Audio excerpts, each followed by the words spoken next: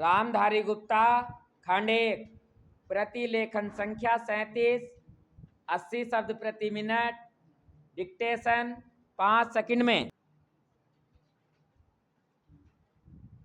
Start.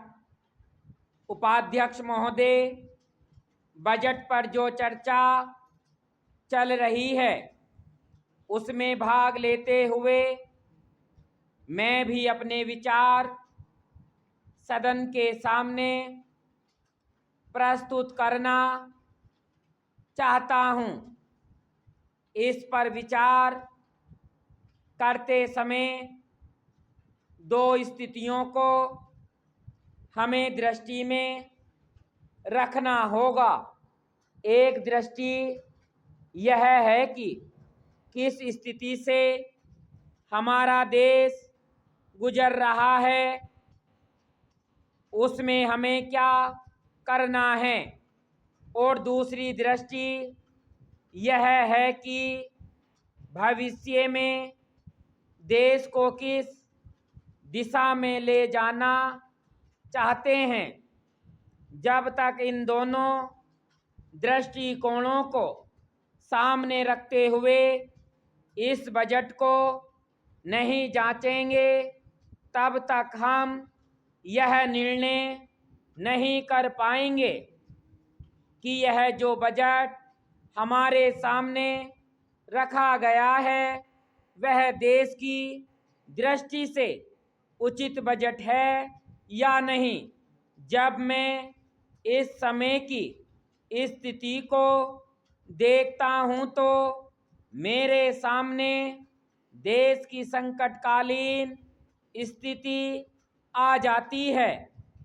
किस तरह से चीन और पाकिस्तान की तरफ से हमको खतरा है, किस तरह से वे देश पर हमला करना चाहते हैं और किस तरह से हमारी आपसी एकता को मिटाकर हमको लड़ाकर देश में देशद्रोह फैलाना चाहते हैं। इसके साथ ही साथ जब मैं पिछले बजट को सामने रखता हूं तो मुझे यह कहना पड़ता है कि आज का बजट चाहे जिस स्थिति में भी रखा गया हो बहुत सुंदर बजट है। एक ईमानदार कोशिश हमारे वित्त मंत्री महोदय ने इस बजट को तैयार करते समय की है, लेकिन एक राजनीतिज्ञ की दृष्टि से जब मैं देश के भविष्य की ओर देखता हूं तो मुझे यह कहने में कोई संकोच नहीं होता है कि कोई विशेष समाधान इस बजट से नहीं निकलता। मैं जिस पार्टी से संबंध रखता हूं उसका जो उद्देश्य है उसको सामने रखते हुए मैं यह कह सकता हूं कि जो हमारे सामने आदर्श है वे सब आज ही पूरे नहीं हो सकते।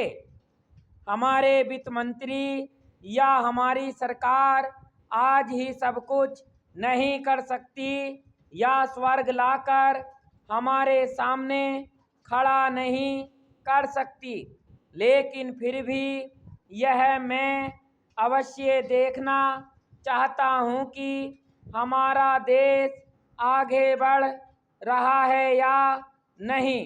जिस दिशा में हम आगे नहीं बढ़ रहे हैं उसे देखकर मुझे निराशा अवश्य होती है। जो प्रस्ताव कांग्रेस अधिवेशन में पास हुआ उसके मूलभूत विचार मैं आपके सामने रखना चाहता हूं। वहां हमने यह निश्चय किया था कि वर्तमान पंचवर्षीय योजना खत्म होने तक देश की जनता की जरूरत की चीजें पूरी कर दी जाएंगी। स्टॉप।